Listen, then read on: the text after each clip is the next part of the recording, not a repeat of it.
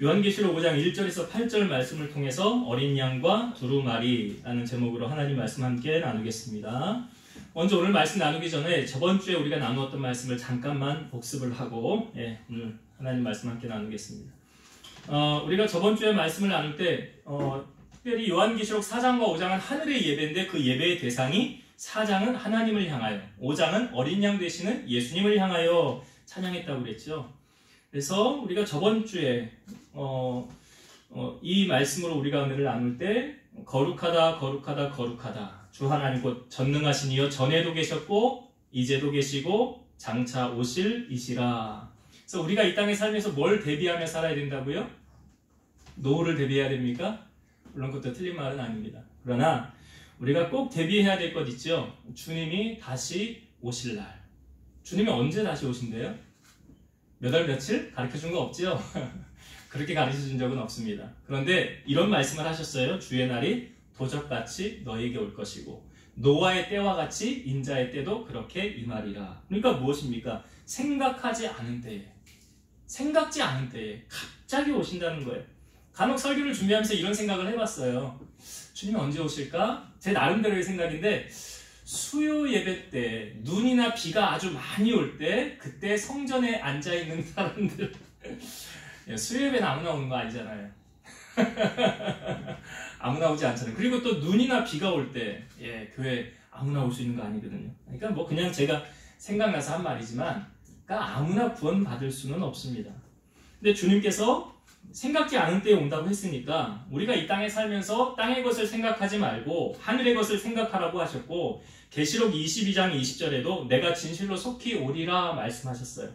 그래서 우리는 이 땅에 발을 디디고 살지만 꼭 기억해야 될 것은 다시 오실 주님을 기대하고 소망하며 살아가야 된다. 이게 첫 번째 나누었던 것이고 두 번째 나누었던 것이 모든 만물은 누가 지으셨대요?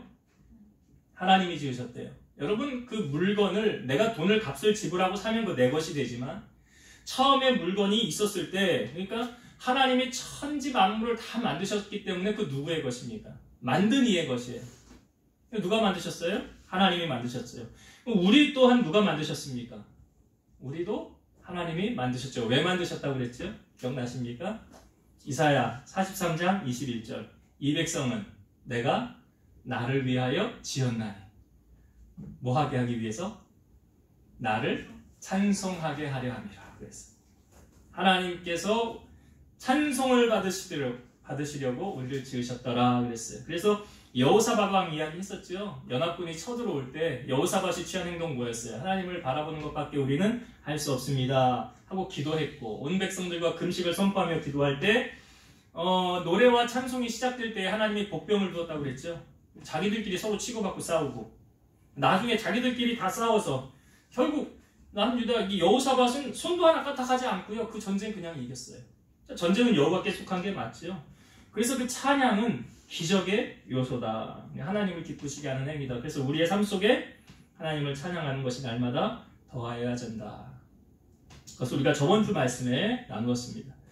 오늘 우리가 5장의 말씀을 나눌 때 4장은 특별히 하나님을 향한 찬양이라고 한다면 5장은 어린 양 되시는 예수님을 향한 찬양이에요. 자, 우리가 1절부터 8절의 말씀을 보았는데 한 절씩 보면서 말씀을 한번 다시 나누도록 하겠습니다. 1절을 다시 볼게요. 내가 보매 보좌에 앉으신 이의 오른손에 두루마리가 있으니 안팎으로 썼고 7인으로 봉하였더라. 여기서 내가는 누구예요? 요한계시록을 쓴 저자가 누구죠? 요한이죠. 요한이 본 거예요. 요한이 봤는데 뭐가 보였습니까? 보좌에 앉으시니 보좌에 누가 앉았어요? 하나님이 앉으신 거예요. 하나님이 보좌에 앉으셨어요. 4장에 나오는 그 하나님이 보좌에 앉으셨고요. 그 보좌에 앉으신 이의 오른손에 뭐가 있대요? 두루마리가 있대요. 그 오른손은 하나님의 주권을 의미하는 거예요. 하나님의 주권. 근데 그 두루마리를 가지고 오른손에 두루마리를 가지고 있는데 안팎으로 썼대요. 그리고 7인으로 봉하였더라. 자, 여기 두루마리가 있는데 쉽게 말해 옛날 성경은 책이라고 표현을 했거든요. 이 두루마리 그러면 분명히 어떤 내용이 써 있다는 거잖아요. 근데 무슨 내용이 써 있는지 여기 요한계시록에는 보여지고 있지 않지만 이 신약 성경에 이 똑같은 두루마리의 내용을 우리에게 알려주는 구절이 있어요. 그게 어디냐면 에스겔 2장 9절에서 10절 말씀을 제가 읽어봅니다. 내가 보니 보라, 한 손이 나를 향하여 펴지고 보라, 그 안에 두루마리 책이 있더라. 그가 그것을 내 앞에 펴시니 그 안팎에 글이 있는데 그 위에 애가와 애곡과 재앙의 말이 기록되었더라. 여기 에스겔에서 똑같은 두루마리가 있는데 거기 두루마리에는 내용을 우리에게 알려주고 있어요. 어떤 내용이 써져 있대요? 애가와 애곡과 재앙의 말이 기록되어져 있더라. 그러니까 쉽게 말하면 이건 어떤 내용 같습니까? 말세에 관한 내용이에요. 종말에 관한 내용이에요. 그런데 이 두루마리, 보통은 두루마리를 쓸 때 여러분 안에다가 글씨를 쓰잖아요. 밖에다가는 글씨를 안 씁니다. 근데 여기 두루마리에는 어떻게 글이 써져 있대요? 안팎으로 써있더라, 안팎으로 썼더라 그랬죠. 그러니까 공적인 내용을 양면에 기록한 사실은 그 내용의 충실성을 나타냄과 동시에 가감할 수 없도록 양면에 완전히 기록하는 거예요. 그러니까 이 말씀, 이 두루마리에 있는 이 글을 누구도 더하거나 빼거나 할 수 없다. 그리고 꼭 이루신다는 약속을 우리에게 보여주고 있습니다. 요한계시록 22장 18, 19절 내가 이 두루마리의 예언의 말씀을 듣는 모든 사람에게 증언하노니 만일 누구든지 이것들 외에 더하면 하나님이 그 두루마리에 기록된 재앙들을 그에게 더하실 것이요 만일 누구든지 이 두루마리의 예언의 말씀에서 제하여 버리면 하나님이 두루마리에 기록된 생명나무와 및 거룩한 성의 참여함을 제하여 버리시리라. 그러니까 이 말씀에는 누구도 빼거나 더하거나 할 수 없다라는 거죠. 그러니까 이 두루마리의 내용은 대체 에스겔서에 말하는 애곡과 재앙과 이 말세에 관한 일을 기록해 놓고 있는데요. 이 두루마리의 내용을 우리에게 알려주기를 그리스도의 재림을 통한 종말을 알려주는 거예요. 그리고 악인들에 대한 심판과 성도들의 구원, 그리고 만물의 비밀을 완성을 나타내는 하나님의 구속의 경륜을 나타내는 것입니다. 그러니까 결국 하나님께서 거기에 기록한 그 모든 글들대로 다 이루신다는 거죠. 거기에 기록된 대로. 일곱 인으로 봉하였더라 그랬죠. 일곱은 완전수를 상징한다고 그랬습니다. 그래서 책의 내용이 완전히 덮여져 있는 거예요. 그러니까 어떤 그 누구 인간에 의해서 알 수 없는 비밀스러운 내용이어서 오직 하나님만이 밝히 아실 수 있는 것을 이렇게 상징으로 보여주는 거예요. 그러니까 이 두루마리의 책이 지금 안팎으로 써있고 딱 봉하여져 있다는 그 누구도 그 책의 내용을 알 수 없다는 거예요. 대충 이제 1절은 이해가 가시죠? 하나님이 오른손에 두루마리를 가지고 있고 이것은 그 누구도 지금 열 수 없는 상황이었다는 거예요. 딱 봉하여져 있다는 거예요. 자, 2절과 3절을 봅니다. 또 봄에 힘있는 천사가 큰 음성으로 외치기를 누가 그 두루마리를 펴며 그 인을 떼기에 합당하냐 하나 하늘 위에나 땅 위에나 땅 아래에 능히 그 두루마리를 펴거나 보거나 할 자가 없더라. 천사가 외치기를 누가 이것을 펴기에 합당하냐, 그 인을 누가 떼겠느냐. 그런데 그렇게 이 인을 뗄 사람이 있다는 거예요, 없다는 거예요? 3절에 보니까 하늘 위에나 땅 위에나 땅 아래 능히 그 두루마리를 펴거나 보거나 할 자가 없더라. 그러니까 전 우주와 모든 피조물, 창조물 가운데 그 누구도 하나님의 비밀을 밝혀낼 수 없다. 덮여져 있다. 라고 말하고 있는 거예요. 2절과 3절. 4절을 봅니다. 4절. 그 두루마리를 펴거나 보거나 하기에 합당한 자가 보이지 아니하기로 내가 크게 울었더니. 그러니까 아무리 요한이 찾아봐도 그 두루마리를 펼 사람이 없다는 거예요. 다시 말해서 조물주에 의해 창조되어진 피조물은 절대로 그 두루마리를 펼 수 없다는 거예요. 다시 말씀드려서 사람은 그 누구도 그것을 펼 수도 없고 그 내용을 알 수도 없다라는 거예요. 그러면 대안이 있습니까? 이것을 누가 펼 수 있냐 말이에요. 요한이 봤을 때. 누가 펼 수 있느냐? 그러니까 펼 사람이 없기로 요한이 지금 크게 울었더니 상상이 되어지죠? 예, 그 두루마리 하나님 보좌 옆에 이걸 누가 와서 펴야 되는데 아무도 그 누구도 찾을 수 없고 없기로 요한이 지금 크게 울었더라. 그때 자 5절을 봅니다. 장로 중에 한 사람이 내게 말하되 울지 말라. 유다 지파의 사자 다윗의 뿌리가 이겼으니 그 두루마리와 그 일곱인을 떼시리라 하더라. 여기 장로 중에 한 사람은 뭐 우리 이제 보통 일반 교회에서 말하는 피택이 되어서 세워진 그런 당회를 이끌어가는 그런 장로님을 말하는 게 아니죠. 천상에 있는 그런 장로를 말하는 거예요. 우리가 24장로에 대해서 나눴었어요. 그러니까 그 장로 중에 한 사람이 말하되 울지 말라. 그게 뭐라고 그래요? 그 다음에 유다 지파의 사자 다윗의 뿌리가 이겼으니. 자, 유다 지파의 사자. 여러분 유대 지파의 사자라고 표현하고 있는데 이 유다 지파는 처음 언제 등장을 했습니까? 야곱이 아들을 12명을 낳았어요. 루벤, 첫째가 루벤, 시므온, 레위, 그 다음에 유다, 이 넷째 유다예요. 그럼 예수님은 왜 예수님 유다 지파로 오셨거든요? 첫째 루벤 지파로 원래는 장자를 통해서 와야 되는데 이 장자를 통해서 오지 않았어요. 그 이유는 뭐냐? 이 루벤이 자기 아버지 야곱의 첩을 통관한 적이 있었어요. 하지 말아야 될 일을 행했어요. 그래서 루벤 탈락. 그러면 둘째인 시므온과 레위는 왜 예수님이 그 지파를 통해 오지 못했을까요? 얘네들은 그 야곱에게는 딸 하나 있었다고 그랬죠.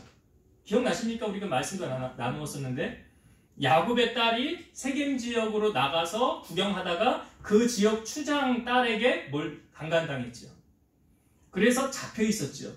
그래서 야곱의 아들들이 가서 너희들 우리 동생하고 결혼하려면 할례를 행하라. 원래 그렇게 줄 마음도 없었지만 그 남자들이 다 할례를 행하였을 때 두 사람이 가서 거기 세겜에 있는 남자들을 다 죽여요. 할례를 행하고 고통당하고 있을 때. 이 두 사람이 누구예요? 시므온하고 레위하고. 그러니까 시므온하고 레위는 살인을 저지른 거예요. 그러니까 예수님의 그 오는 족속, 지파의 족속으로 선택함을 받지 못한 거예요. 그럼 그 다음 순서가 누구예요? 네 번째가 유다예요. 창세기 49장 4절 보면 유다는 사자 새끼로다. 내 아들아 너는 움킨 것을 찢고 올라갔도다. 그가 엎드렸고 웅크림이 숫사자 같고 암사자 같으니 누가 그를 범할 수 있으랴. 그러니까 규가 영원히 너에게서 떠나지 아니하리라는 표현이 있는데 규는 이 왕이 손에 쥐고 있는 그 권력을 상징하는 지팡이거든요. 그러니까 유다를 통해서 예수님의 이제 족보가 생성되어질 것이다. 유다 지파를 통해 예수님이 오실 것이다 라는 그런 표현을 성경에 하고 있어요. 그래서 여기 유다 지파의 사자라는 표현이 있고 그 다음 다윗의 뿌리가 이겼으니 그랬죠. 다윗의 뿌리가 이겼으니 이건 이사야 11장 1절에 보면 이새의 줄기에서 한 싹이 나며 그 뿌리에서 한 가지가 나서 결실할 것이요. 그럼 다윗의 아버지가 누굽니까? 이새잖아요. 여기 이새의 줄기에서 한 싹이 나며 그 뿌리에서 한 가지가 결실할 것이요. 그러니까 이새의 아들들이 8명 있었다고 그랬죠. 근데 그 중에 막내가 누구예요? 다윗이잖아요. 막내가. 그러니까 그 다윗의 아버지가 이새인데 이것은 결국 다윗을 상징하는 것이고 다윗의 후손을 통해서 누가 오신다는 거예요? 예수님이 오시네. 그래서 마태복음 1장 1절 이렇게 시작하죠. 아브라함과 다윗의 자손 예수 그리스도의 계보라. 마태복음 1장 1절이 처음에 누구를 소개하는 것으로 시작합니까? 그러니까 마태복음 1장은 예수님의 족보가 처음에 쭉 나와요. 아브라함부터 시작해서 거기 유다가 나오고 쭉 해서 예수님 태어나는 그 족보가 딱 나와 있어요. 그러니까 결국 여기서 5절에 말하는 유다 지파의 사자 다윗의 뿌리는 누구를 말하는 거예요? 예수님 말하는 거예요. 근데 여기 5절의 말씀을 보면 이 말씀을 주목하세요. 5절 제가 다시 볼게요. 장로 중에 한 사람이 내게 말하되 울지 말라. 유다 지파의 사자 다윗의 뿌리가 이겼으니 그 두루마리와 그 일곱인을 떼시리라 하더라. 그러니까 예수님이 그것을 떼신다라고 말하고 있는데 여기 중간에 보면 유다 지파의 사자 다윗의 뿌리가 이겼으니라는 표현이겠죠. 이겼으니 이건 이긴 자라는 거예요. 이긴 자. 이거는 단번에 결정적인 승리를 쟁취한 것을 말하는 거거든요.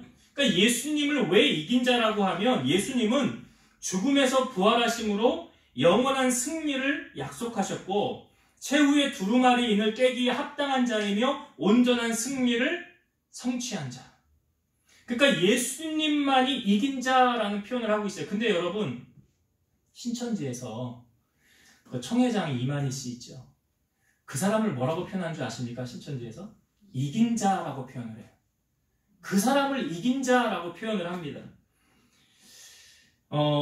그들은 그런 어떤 교육을 통해서 이렇게 믿는다고 그래요. 이만희는 죽지 않는다. 왜 안 죽느냐? 이긴 자이기 때문에. 이긴 자이기 때문에 그는 안 죽는다라고 말하고 있어요. 여러분 성경은 말하고 있어요. 오직 이긴 자는 누구밖에 없습니까? 예수 그리스도밖에 없어요. 제가 단언컨대 예언하건대 모든 사람은 다 죽습니다. 이 죽음에 예외는 없어요. 다 죽어요. 그럼 이만희는 죽을까요? 안 죽을까요? 죽어요. 근데 신천지 다니는 사람들은 안 죽는다고 믿는데 어떻게 그렇게 세뇌 작전을 잘 폈는지 이긴 자라고 표현을 합니다. 그러니까 그게 보면 미혹의 영이 씌어가지고 다른 게 안 들리고요. 이게 그냥 믿어지는 거예요. 이 교육을 받고 나면 이만희 씨가 그 백마를 타고 이렇게 딱 앉아있는 그림을 딱 보여주면 와 그런 데잖아. 우리 보고 이거 보여주면 그냥 웃긴 이야기잖아요. 근데 그 사람들은 자기가 이긴 자고 결국은 자기는 죽지 않는다. 이만희는 안 죽는다. 영생한다. 그렇게 믿고 있어요. 그러니까 그 미혹의 영이 씌우면 그렇게 무서운 거예요, 여러분. 이 잘못된 것을 믿으면. 그러니까 오늘 이 말씀 속에 이긴 자는 누구밖에 없어요. 예수 그리스도. 왜? 사망 권세를 이기셨으니까. 사망 권세를 이기셨으니까 그 이김을 말하는 거거든요. 예수님만이 이긴 자 되시는 거예요. 오직 다른 그 누구도 여기에 포함될 수 없는 거예요. 그러니까 주님만이 이기셨고 여기 말씀해 보니까 그 두루마리와 일곱인을 떼실 수 있는 분이 누구밖에 없어요. 예수님밖에 없어요. 예수님밖에 없어요.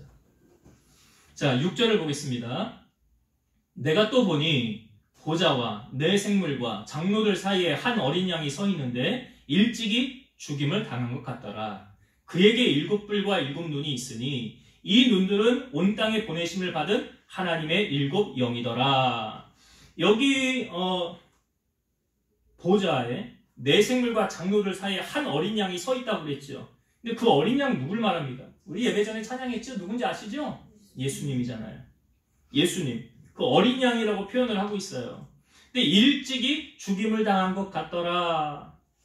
그러니까 여기 일찍이 죽임을 당한 것 같더라라는 말은 과거에 죽었었으나 지금은 살아있다는 존재. 과거에는 십자가에서 죽었으나 주님은 부활하셔서 살아계시죠. 그걸 우리가 성경이 증언하잖아요. 많은 사람들이 보는 앞에서 하늘로 승천하셨죠. 제자들이 보는 가운데 승천하셨잖아요. 그 옆에 천사들이 거기 있는 제자들에게 뭐라고 그랬어요? 너희가 본 예수는 너희가 본 그대로 다시 오실 것입니다. 그러니까 지금 주님이 하늘나라 보좌, 하나님 보좌 우편에 거기 앉아 계신 누가 봤어요? 스데반이 봤잖아요. 돌에 맞아 죽기 전에 영안이 열려서 보니까 하나님의 보좌가 보이고 그 옆에 예수님께서 서서 나를 맞으시는 게 보였더라. 사도행전 말씀해 보면 그걸 스데반이 봤잖아요. 그러니까 여기 어린 양은 예수님이고 그 사망 권세를 깨트리고 승리하신 예전에 일찍이 죽임을 당했지만 다시 살아나신 그분께서 거기에 계시더라라는 거예요. 그리고 여기 이 눈들은 여기 그에게 일곱 뿔과 일곱 눈이 있더라. 근데 일곱 뿔은 일곱은 완전수라는 걸 아시죠? 이 뿔이라는 건 힘을 상징하는 거예요. 그리스도의 완전 무결하신 권세와 능력을 상징하고 일곱 눈은 이 눈은 지혜와 통찰력을 말하는 것으로 하나님의 일곱 영, 즉 성령께서 어린 양이신 그리스도나 일체되어서 사역을 행하신다. 성령께서 같이 주님의 일을 운행하고 계신다 라는 것을 일곱 눈으로 표현을 오늘 성경에 하고 있어요. 자, 7절을 봅니다. 7절. 그 어린 양이 나와서 보좌에 앉으신 이의 오른손에서 두루마리를 취하시니라. 여기 드디어 예수님께서, 어린 양 예수님이 나오셔서 보좌에 앉으신 이는 누구예요? 하나님이죠. 그 하나님의 오른손에 잡고 있는 두루마리를 예수님이 이제 취하시더라. 이거를 이제 예수님의 대관식 이런 표현으로도 하고 있어요.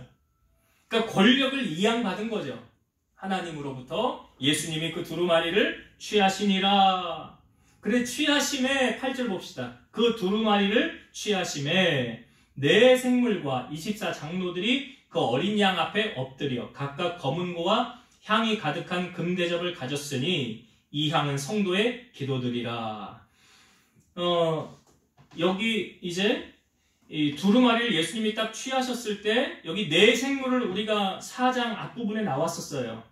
사자 같고 송아지 같고 사람의 얼굴 같고 독수리 같더라. 이것은 어떤 형상을 의미하는 건데 하나님께서 이러한 형태로 성령께서 일하신다라는 걸 우리가 나누었었죠. 거기 네 생물과 24장로들, 24장로들이라고 하면 다시 말씀드리면 신약의 12지파와 구약의 12사도 합쳐서 24죠. 그래서 구원받은 이제 나중에 모든 성도들을 총칭해서 하는 말이에요. 그 사람들이, 장로들이 뭐 하고 있습니까? 어린 양 앞에 엎드려 여기 검은고와 향이 가득한 금대접을 가졌더라. 이 검은고 먼저 말씀드리면 이스라엘 백성들이 찬송할 때 사용하는 몇 개의 현이 달린 악기. 여기서 말하는 이 검은고라고 상징하는 것은 찬송을 올려드리는 거예요. 어린 양 대신 예수님을 향하여 찬송하는 거예요. 검은고로 찬송한다라고 표현한 것이고, 여기 향이 가득한 금대접은 성도의 기도들이다 그러잖아요. 이 향은 성도의 기도들이라.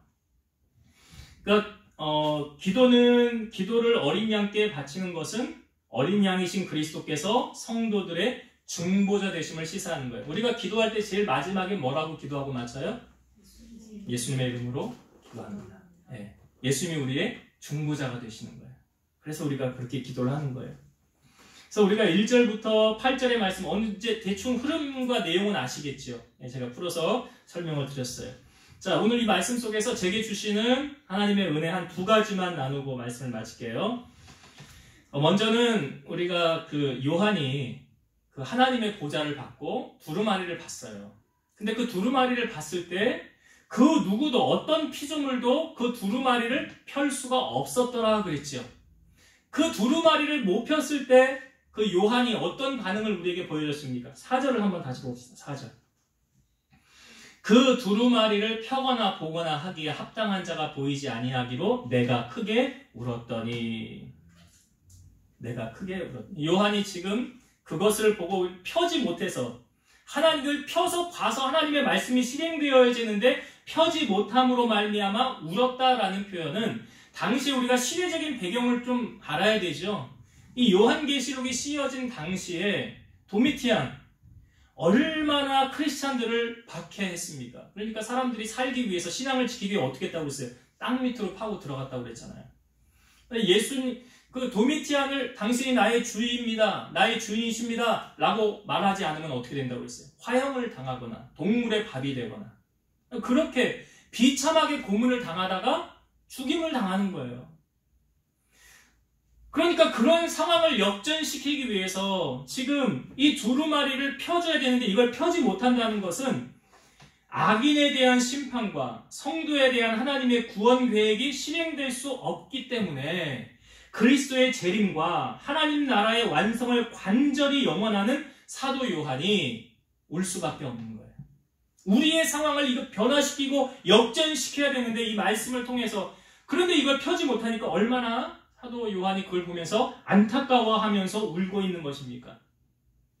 고린도전서 15장 19절, 만일 그리스도 안에서 우리가 바라는 것이 다만 이 세상의 삶뿐이면 모든 사람 가운데 우리가 더욱 불쌍한 자이리라.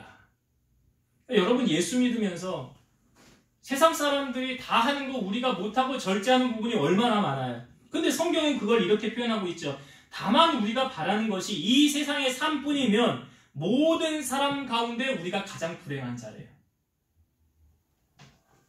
근데 이 땅의 삶이 다가 아니라는 것을 우리는 알죠.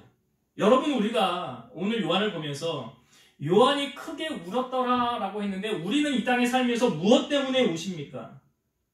여러분, 무엇 때문에 울어요? 이 땅에 하나님의 나라의 복음이 확장되지 못하고 하나님 나라가 세워지지 못함을 보면서 또 공의가 사라지고 비리, 부정, 부패 이런 것을 판치는 것을 보면서 우리가 심히 애통하여 우는가? 나의 자녀의 구원과 신앙의 성숙, 믿음의 자람을 위해서 그 영혼을 구원하기 위해서 나는 울고 있는가? 그것이 아니라고 한다면 정말 자녀의 성공과 부요함, 좋은 대학 가야 되고 좋은 직장을 가야 되고 대박나는 사업장이 되기 위해서 우리는 그것 때문에 울고 있는가? 지금 요한의 울음을 통하여 우리에게 보여주고 있는 건 무엇입니까? 세상적인 것을 위해서 울지 않았더라. 물론 그것도 필요하겠죠. 지금 요한이 보여주는 건 그래요. 여러분, 크리스찬들이 얼마나 신앙을 지키기 위해서 지금 제가 말씀드렸지만 그 박해 속에서도 믿음 지키려고 신앙 변심하지 않으려고 땅속에 들어가 숨어 지내고 마치 지금의 그런 어둠의 시간이 하나님이 살아 역사하시는 것이 보이지 않는 것 같은 그런 상황 속에서 이 상황을 누가 역전시킬 수 있는가? 누가 우리를 구원해 주실 수 있는가? 그런 절박한 상황 속에서 간절히 하나님의 은혜를 구하는 그 사도 요한의 울음이었다는 거죠. 이 상황을 역전시킬 수 있는 그 주님의 역사가 나타나야 되는 거예요. 그래서 크게 통곡하며 울었더라 그랬어요. 시편 126편 5절 눈물을 흘리며 씨를 뿌리는 자는 기쁨으로 거두리로다. 하나님의 말씀은 하나도 거짓이 없습니다. 여러분, 우리의 눈물의 기도가 우리의 상황을 역전시킬 수 있다는 거예요. 반드시 그 눈물이 씨앗이 되어서 기쁨으로 우리에게 하나님은 갚아주신다라고 말씀하셨어요. 여러분, 하나님 앞에 뗐을 때 울면서 떼서 보세요. 그러면 하나님도 마음이 아프실 거예요. 그러면 하나님은 반드시 그 눈물의 기도에 응답하여 주신다는 사실 기억하시고 눈물의 기도로 하나님이 주시는 기쁨을 경험하게 되는 여러분 되시기를 주의 이름으로 축원드립니다. 자, 한 가지 더 은혜를 나누고 싶은 것은 지금 예수님께서 이 두루마리를 취하셨을 때 그 장로들이 그 어린 양 앞에 지금 드린 것이 있었어요. 무엇을 드렸다고 했습니까? 자, 8절을 다시 보겠습니다. 그 두루마리를 취하심에 네 생물과 24장로들이 그 어린 양 앞에 엎드려 각각 검은 고와 향이 가득한 금 대접을 가졌으니 이 향은 성도의 기도드리라. 지금 이 예수님 앞에 드린 것이 무엇입니까? 각각 검은 고와 검은 고에 대해서는 제가 아까 찬양을 드렸다라고 표현했어요. 찬양을 드렸더라. 여러분, 우리가 하나님 앞에 드리는 찬양하고요, 세상의 노래하고 다른 점은 무엇입니까? 뭐가 다른 거예요? 받는 대상이 다른 거죠. 세상의 노래는 대상이 누구예요? 사람을 향하고 있는 거죠. 그럼 우리의 찬양의 대상은 누굽니까? 예, 어린 양 되시는 예수님, 하나님을 향하여 찬양하는 거예요. 칼빈은 찬송을 곡조가 붙은 기도다라고 말하고 있어요. 그러니까 우리가 하나님을 향한 그 찬양, 결국 하나님 앞에 우리가 드릴 수 있는 것은 그분의 이름을 높여드리고 영광 올려드릴 수 있는 것은 찬양이에요. 그래서 하나님을 찬양하는 여러분 입술 되시길 바라고, 여기 향이 가득한 금대접이라고 그랬죠. 근데 그 향은 뭐래요? 성도의 기도드리라 그랬어요. 그러면 우리가 생각할 금대접이 있고요, 그 안에 향이 담겨져 있다는 거예요. 그럼 여러분, 우리의 기도가 언제 응답될까요? 이 금대접에 향이 가득 차서 넘치면. 무엇을 의미하고 있죠? 이 대접 안에 우리의 기도가 가득 담기면 하나님의 응답이 임하는 거예요. 그 하나님의 때에 응답이 되는 거예요. 그래서 우리의 기도가 그냥 하고 없어지는 것이 아니라 오늘 말씀해 보니까 금 대접 안에 우리의 기도가 거기 가득 차여야 되는구나. 쌓여야 되는구나. 그러면 하나님이 그때서 일하시는구나. 예수님께서 기도에 관하여 비유를 우리에게 해주신 것이 있는데요. 어떤 한 과부가 있었어요. 과부는 아시죠, 여러분? 남편이 없고요. 다시 말해 돈도 없고 백도 없는 사람이에요. 그런데 이 과부가 재판장에게 자주 찾아갑니다. 성경에 소개하기를 이 재판장은 하나님도 두려워하지 않고 사람도 무시하는 그런 재판장이었대요. 근데 이 과부가 이 재판장을 매일 찾아가는 거예요. 여기 성경에 보면 자주 그에게 가서 내 원수에 대한 나의 원한을 풀어주소서. 자주 그에게 가서 계속 이렇게 말하는 거예요. 그러니까 이 재판장이 그거 얼마 동안 듣지 않다가 후에 속으로 생각하기를 내가 하나님을 두려워하지 않고 사람도 무시하나 이 과부가 나를 번거롭게 하니 내가 그 원한을 풀어주리라. 그렇지 않으면 늘 와서 나를 괴롭게 하리라. 이게 어떤 비유랑 똑같습니까? 금 대접에 향이 가득 찰 때까지, 찰랑찰랑찰랑 할 때까지 이 과부가 계속 재판장을 찾아가는 거예요. 번거롭게 한 거예요. 그래서 이 재판장이 그 과부의 원한을 들어줬어요? 안 들어줬어요? 들어줬다는 거예요. 그리고 나서 예수님이 이렇게 말씀하셨어요. 누가복음 18장 7절과 8절 하물며 하나님께서 그 밤낮 부르짖는 택하신 자들의 원한을 풀어주지 아니하시겠느냐. 그들에게 오래 참으시겠느냐. 내가 너희에게 이르노니 속히 그 원한을 풀어주시리라. 그러나 인자가 올 때에 세상에서 믿음을 보겠느냐 하시니라. 하물며 하나님께서 그 밤낮 부르짖는 그 택한 자들의 원한을 풀어주지 않겠느냐라는 말은 풀어주신다는 거예요. 그들에게 오래 참겠느냐. 내가 너희에게 말하는데 속히 그 원한을 풀어주리라. 근데 그 다음에 나오는 말. 그러나 인자가 올 때 세상에서 믿음을 보겠느냐. 그러니까 우리가 조금 하다가 안 되면 에이 그냥 말지 뭐. 에이, 하나님이 살아계시긴 하는 거야. 근데 왜 안 들어주셔? 에이 하지 말자. 포기하자. 그래서 예수님께서 이 과부의 비유를 들어주시면서 이 과부를 본받아라. 여러분 기도는 언제까지 해야 되는 거예요? 맞아, 응답받을 때까지 하는 거예요. 이 그릇에 금대접에 나의 기도가 쌓여서 거기 찰랑찰랑해서 딱 가득 차서 이제 흘러 넘치면 그때 하나님의 응답이 이루어진다는 거예요. 성경은 이렇게 말하고 있죠. 내 입을 넓게 열라 내가 채우리라. 그러니까 우리가 지금까지 너희가 내 이름으로 아무것도 구하지 아니하였으나 구하라 그리하면 받으리니 너희 기쁨이 충만하리라. 요한복음 16장 24절. 우리가 왜 못 받았느냐? 구하지 않았기 때문이다. 여러분 구하셔야 되는 거예요. 너는 내게 부르짖으라 그래요. 내가 내게 응답하겠고 네가 알지 못하는 크고 은밀한 일을 내게 보이리라 그랬어. 오늘 확실하게 우리에게 알려주고 있죠. 하나님 보좌 앞에 검은고와 향이 가득한 금대접. 이 금대접에 향이 가득 차면 그 향은 뭐라고요? 성도의 기도. 우리의 기도가 차면 하나님 반드시 하나님 때에 응답해 주신다. 그것을 기억하시는 여러분 되시기 바랍니다. 말씀을 정리하고 마치겠습니다. 오늘 이제 그 요한의 환상 가운데 하나님 보좌 보였고 그 보좌 우편에 두루마리가 있었는데 아무도 이 두루마리를 펴지 못하는 그런 안타까운 상황 속에 요한이 보면서 눈물을 흘렸더라. 그렇죠? 크게 울었더라. 왜?